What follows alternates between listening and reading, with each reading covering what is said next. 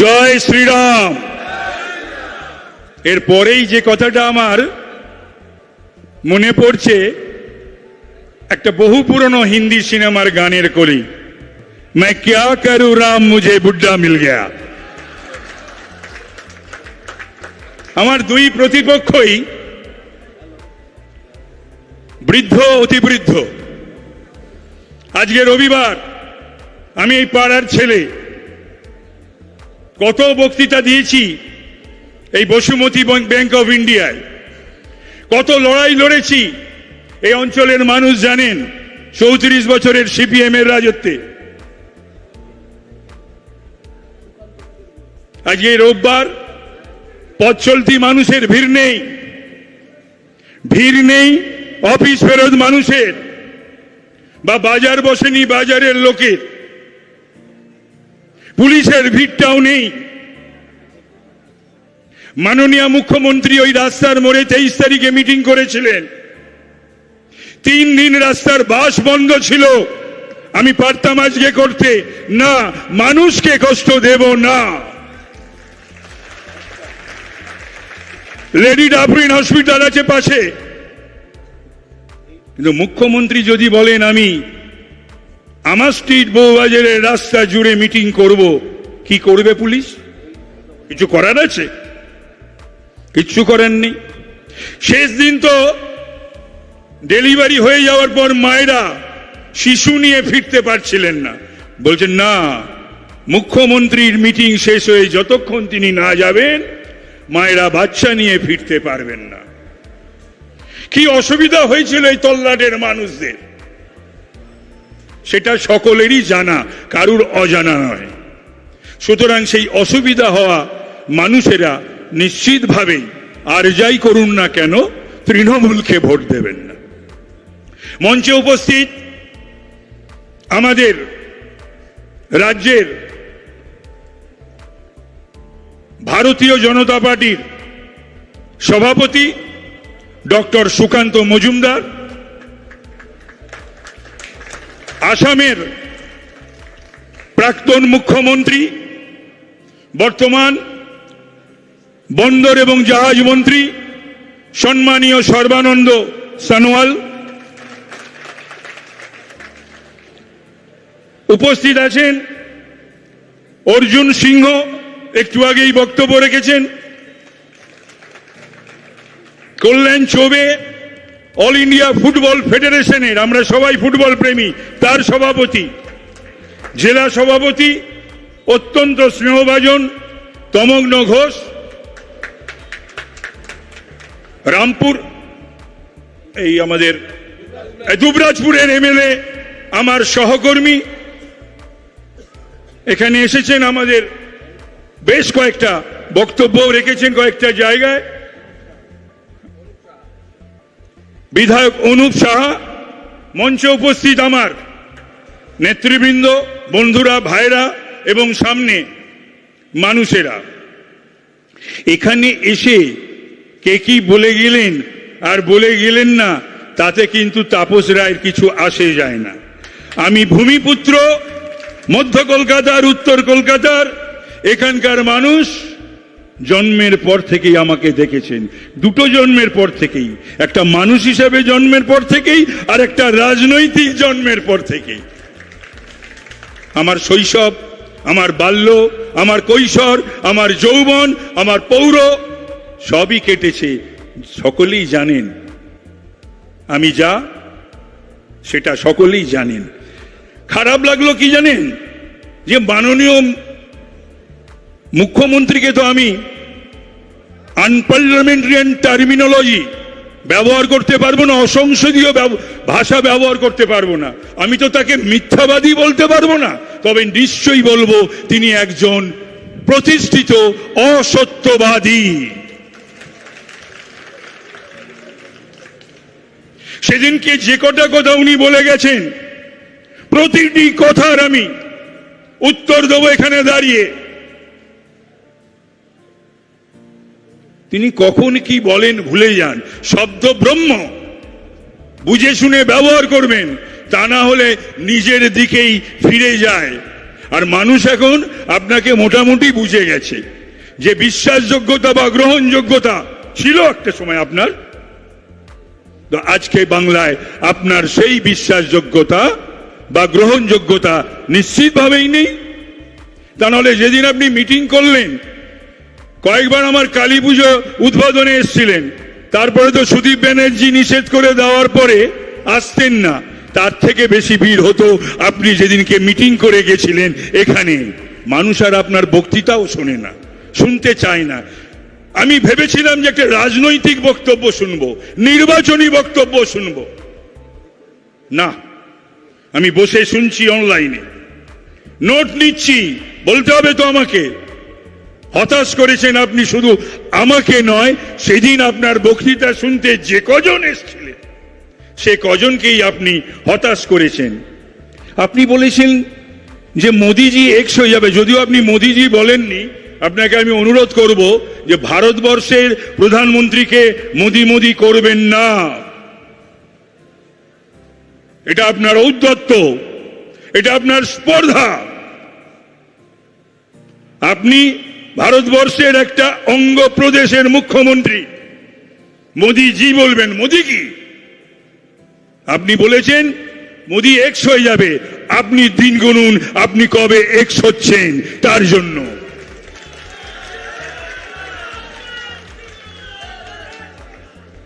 উনি সেদিনকে কিছু মন্ত্র বলে নিজেই বলছেন মন্ত্র নাকি ভুল বলি, আমার গলাতে উপইতে রয়েছে।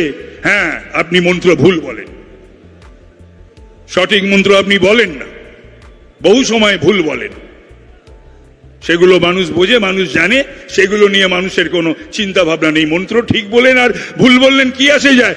বাংলার মুখ্যমন্ত্রীকে মন্ত্র ঠিক বলতে হবে এটা চায় না। বাংলার মুখ্যমন্ত্রীকে মানুষ চায় সে বাংলায় অরাজক পরিস্থিতি থেকে বাংলাকে মুক্ত করবে, বাংলাকে দুর্নীতি মুক্ত করবে, বাংলাকে শেখ শাহজাহান মুক্ত করবে, বাংলাকে আরাবল মুক্ত করবে, জাহাঙ্গীর মুক্ত করবে, বাংলায় সুশাসন দেবে। আপনার লজ্জা করে না? বাংলার শিক্ষা দপ্তরটা জেলে রয়েছে, তারপরও আপনি কোন মুখে ভোট চাইতে যান মানুষের কাছে? আপনার মনে হয় না একবারও যে আপনার দুটো ক্যাবিনেট জেলে, শিক্ষা জেলে, খাদ্য জেলে, আপনি বড়াই করেন আপনার প্রজেক্টের, প্রকল্পের, এমএলএরা জেলে। কোনদিন হয়েছিল বাংলায় বলুন? এই সরকার কি আমরা চেয়েছিলাম? এই মুখ্যমন্ত্রী কি আমরা চেয়েছিলাম? আমরা তো সকলেই একটা সময় তার পাশে দাঁড়িয়েছিলাম, ভোট দিয়েছিলাম, মিছিলে হেঁটেছিলাম, স্লোগান দিয়েছিলাম। বিজেপিকে গালাগাল করছেন?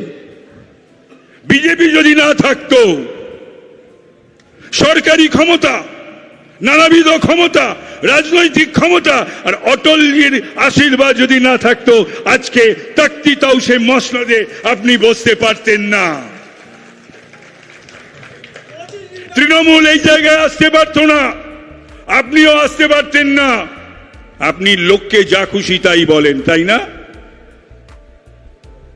যারা আপনার হয়ে এই সাকিরেদরা এখানে ঘুরে বেরিয়ে ভোট চাইছে, তাদের কাছে যদি প্রশ্ন করি, কবার ইউপিএ আর এনডিএ হয়েছে,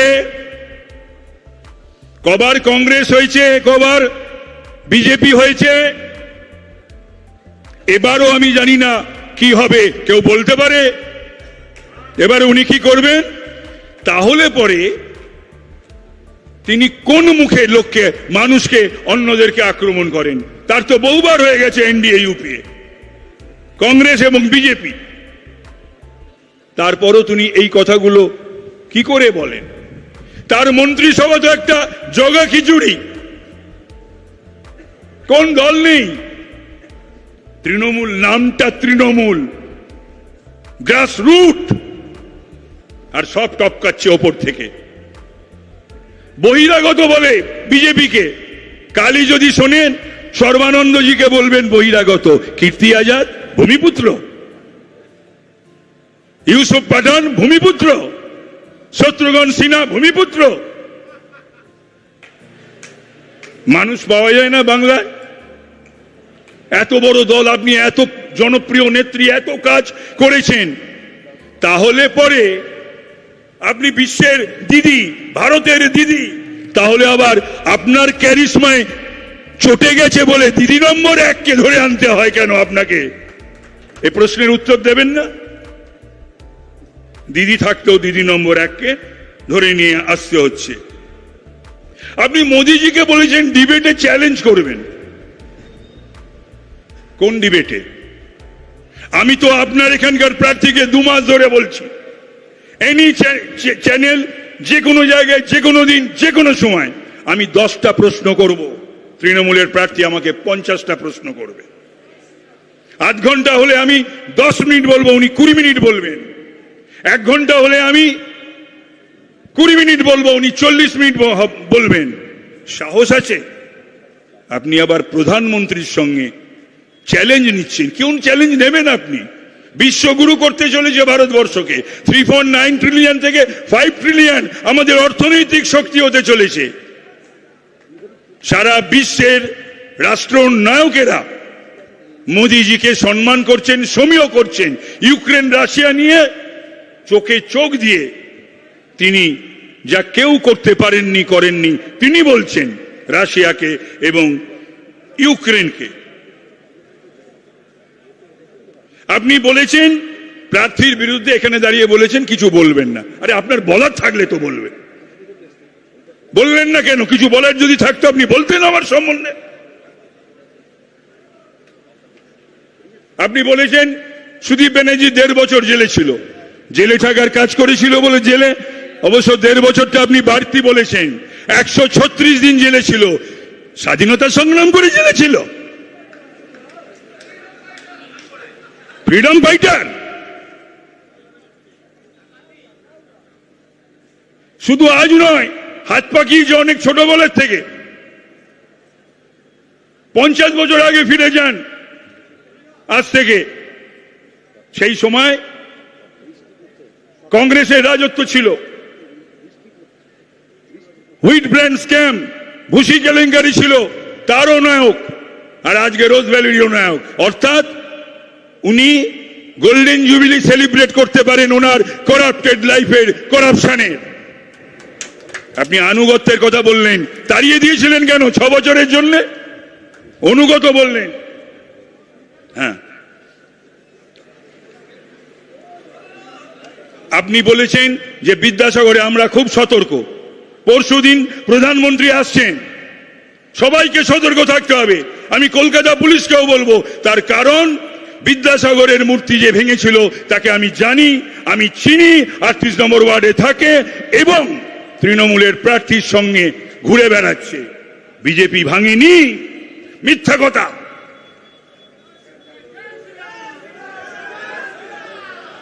আপনি বলেছেন 1 বছর আগের থেকে আমি বিজেপির সাথে আমার যোগাযোগ ছিল, বিজেপির সভাপতি এখানে বসে।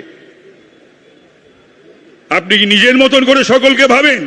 এনডিএ করতে করতে ইউপিএর সঙ্গে যোগাযোগ, ইউপিএ করতে করতে এনডিএর সঙ্গে যোগাযোগ, বিজেপি করতে করতে কংগ্রেসের সঙ্গে যোগাযোগ, কংগ্রেস করতে করতে বিজেপির সঙ্গে যোগাযোগ। সভাপতি এখানে বসে আছেন, বলবেন। আবার আপনি কন্ট্রাডিক্টরি কথা সেদিনকে বলেছেন, কখনো বলছেন 1 বছর আগে, কখনো বলছেন ইডি আসার পরই। তাহলে কোনটা ঠিক? আপনি ঠিক করে বলুন, আপনার অবস্থান ঠিক করুন, আপনার কথা ঠিক করুন। তো কন্ট্রাডিক্টরি। আমি ইডি আসার পর নয়, 52 দিন অপেক্ষা করেছিলাম। যখন দেখলাম দলের তরফ থেকে কোনো বয়ান নেই, বিজেপি দিয়েছে, কংগ্রেস দিয়েছে, সিপিএম দিয়েছে, আইএসএফ দিয়েছে, কিন্তু আমার দল দিল না। মাননীয় মুখ্যমন্ত্রী আমায় ডাকলেন না, আমার বাড়িতে মহিলা নেত্রীদের আমার স্ত্রী বা মেয়ের কাছে পাঠালেন না, বা একটা ফোন করলেন না। কিন্তু আমি দেখলাম সেই বিধানসভা তখন চলছে, সেই বিধানসভায় দাঁড়িয়ে শেখ শাহজাহানকে সমর্থন করলেন, বললেন ইডি টার্গেট করেছে শেখ শাহজাহানকে। সেই দিনই আমি সিদ্ধান্ত নিলাম, আর এই দলে থাকা যাবে না, থাকবো না, থাকবো না, থাকবো না। শেখ শাহজাহানের পাশে দাঁড়াবে একটা দুর্বৃত্ত, একটা জলদস্যু, তার পাশে দাঁড়াবে। আমি আমার বক্তব্য দীর্ঘ করব না, অনেক কিছুই বলার ছিল। এখানে অনেকেই সেদিন বক্তব্য রেখেছিল, ওই ফিরহাদ হাকিম সে সুপুরুষ কাপুরুষ এসব বলেছে, ওই মহাপুরুষ মেয়র হওয়ার যোগ্য? ওই চেয়ারে বসার যোগ্য কারা বসেছিল ওই চেয়ারে? আর উত্তর কলকাতার ভোট চাইতে এসছেন মাননীয় মুখ্যমন্ত্রী, কি দিয়েছেন আপনি উত্তর কলকাতাকে? আপনিও যেমন কিছু দেননি, প্রার্থীও কিছু দেননি। প্রার্থী উত্তর কলকাতার কথা 5 বছর বলেননি, একটা প্রশ্ন করেননি। প্রার্থী 10 বছর এমপিদের টাকা খরচ করেননি। প্রার্থী মানুষের সঙ্গে দেখা করেন না, যোগাযোগ করেন না। আর আপনি সবকিছু দক্ষিণ কলকাতা কেন্দ্রিক। দক্ষিণ কলকাতাকে আপনি 3 বার মেয়র দিয়েছেন, 3 বার চেয়ারম্যান দিয়েছেন, 1 ডজন মন্ত্রী দিয়েছেন। আর আপনি উত্তর কলকাতার মানুষকে ব্যবহার করবেন, ভোট চাইবেন। একবারও মেয়র নয়, একবারও চেয়ারম্যান নয়।